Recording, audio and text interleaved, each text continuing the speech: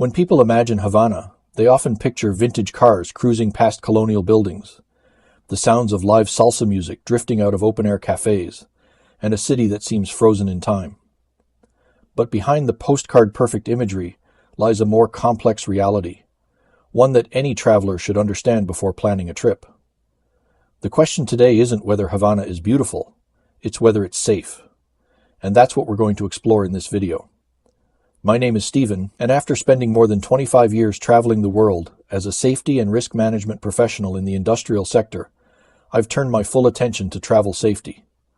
And Havana, Cuba, is one of the destinations that continues to generate buzz, curiosity, and concern. Let's start with a simple but powerful hook. Havana is one of the most welcoming cities in the Caribbean, and yet it's also a place grappling with some of the most severe economic pressures in the region. That disconnect between warm hospitality and hard reality is at the heart of the travel safety picture in Cuba's capital city. While the Cuban people remain warm, proud, and eager to share their culture with visitors, the lived experience of many Habaneros is shaped by extreme shortages of food, fuel, and medicine. The economic stress in the city is real and worsening. In recent years, power outages have become more frequent, grocery shelves are often half empty, and even basic household goods like soap or toothpaste can be difficult to find. This isn't just about inconvenience. These shortages can have real consequences for travelers. For example, if you have dietary needs, medical conditions, or simply expect to find over-the-counter medications or bottled water on every street corner, Havana may surprise you. Even larger hotels are facing increasing pressure to maintain basic services, and the supply chain disruptions have made everything from fresh produce to prescription drugs unpredictable. In that environment, opportunistic petty crime tends to rise. While violent crime against tourists remains relatively rare in Havana compared to many other Caribbean destinations, reports of theft, including pickpocketing, bag snatching, and scams, have increased in tourist-heavy zones like Old Havana and the Malecon. Travelers who appear wealthy or inattentive are often seen as easy targets, particularly in a country where many are simply trying to survive. From a political standpoint, it's important to understand that Cuba remains a tightly controlled society. Public dissent is rare because it is often suppressed. Political protests are not common in the way they might be in the US or Europe, but when they do occur, they are met with swift police intervention. Tourists who film or photograph demonstrations, or who even ask too many questions in public about government policy, may attract unwanted attention. Foreigners are typically not targeted, but being caught in the wrong place at the wrong time can bring complications.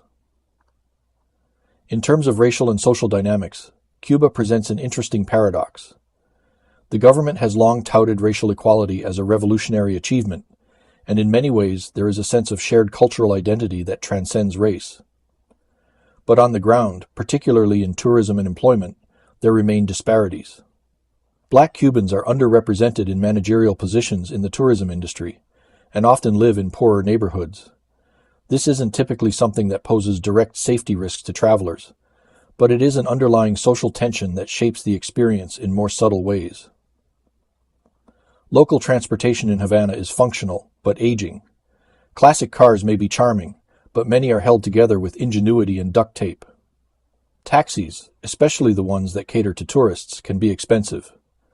Government-run buses are crowded and often unreliable, and the fuel crisis has made wait times longer and prices more unpredictable. If you're planning on getting around Havana, your best bet is to arrange transportation through a hotel or reputable private driver, ideally with pricing agreed to in advance. Water safety is another key issue. Tap water in Havana is not safe to drink. Even locals typically boil their water or buy it bottled when possible. But again, the shortage of basic goods means that bottled water is not always widely available, especially outside tourist areas. Ice in drinks, water used for washing produce, and even brushing your teeth can be sources of concern. Food safety, meanwhile, varies significantly depending on where you eat.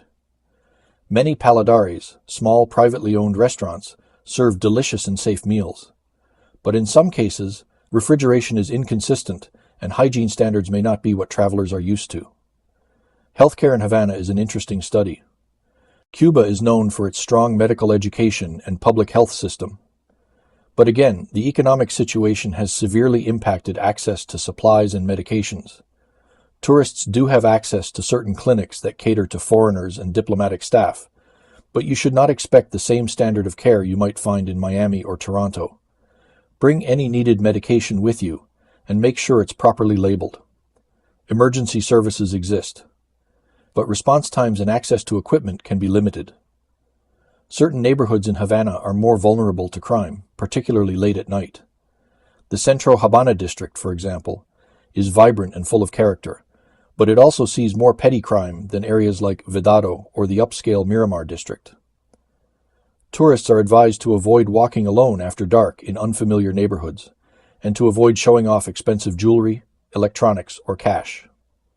The current travel advisories reflect many of these concerns. The U.S. Department of State currently urges travelers to exercise increased caution in Cuba due to crime and shortages.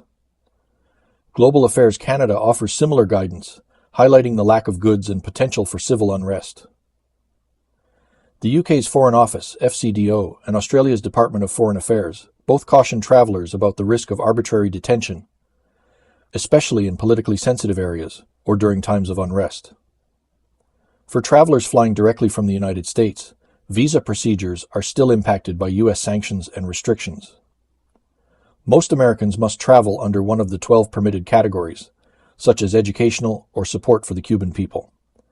That designation affects not only your visa, but potentially the types of accommodations and businesses you can legally support. Canadians, Brits, and Australians have a more straightforward visa process, but should still carry proof of health insurance and accommodation bookings, as officials sometimes ask for documentation at the airport. It's also worth noting that the government maintains surveillance of both locals and tourists. While you may not notice it, be aware that Wi-Fi usage is often monitored, and certain websites may be blocked. If you're using Cuban SIM cards or hotel Wi-Fi, assume that your traffic may not be entirely private. This is not usually a safety risk in itself, but for journalists, activists, or those with high privacy concerns, it's an important factor to consider. Despite all of this, many visitors return from Havana with glowing reviews and beautiful stories. The rhythm of the city, the resilience of its people, and the depth of its culture are truly unforgettable. Live music in the streets, warm ocean breezes, and the unmistakable charm of Havana's architecture make for a magical travel experience, if approached with eyes wide open. The key to staying safe in Havana is preparation. That means understanding the local context, setting realistic expectations, and respecting both the culture and the current constraints locals face. Don't assume that because you're staying in a nice hotel, you're insulated from power outages or product shortages. Don't assume that because a taxi looks official, it's charging a fair rate. And don't assume that just because someone smiles at you, there isn't a sales pitch or a scam coming next. That being said, it's also crucial not to let paranoia rob you of a great experience. Most Cubans are incredibly proud of their country and eager to welcome you. And if you take basic precautions, secure your belongings, stay in well-reviewed accommodations, use common sense at night, you'll likely enjoy a memorable and incident-free trip. And here's the surprise we promised at the beginning. One of the safest and most meaningful ways to experience Havana is to stay in a casa particular, a local guest house owned and operated by Cuban families. Not only is it a culturally rich experience, but it also tends to be safer, more personal, and more authentic than large resorts or government-run hotels. You'll get first-hand insight into daily life, and your tourism dollars will directly benefit the community. So is it safe to travel to Havana? The answer is, it depends on your preparation, your flexibility, and your expectations. If you do your homework, remain vigilant, and travel with empathy and awareness, Havana can be an unforgettable and safe journey into the heart of Cuban culture. If you found this helpful, don't forget to like this video, subscribe to Travel Safety Network, and hit the bell for more updates.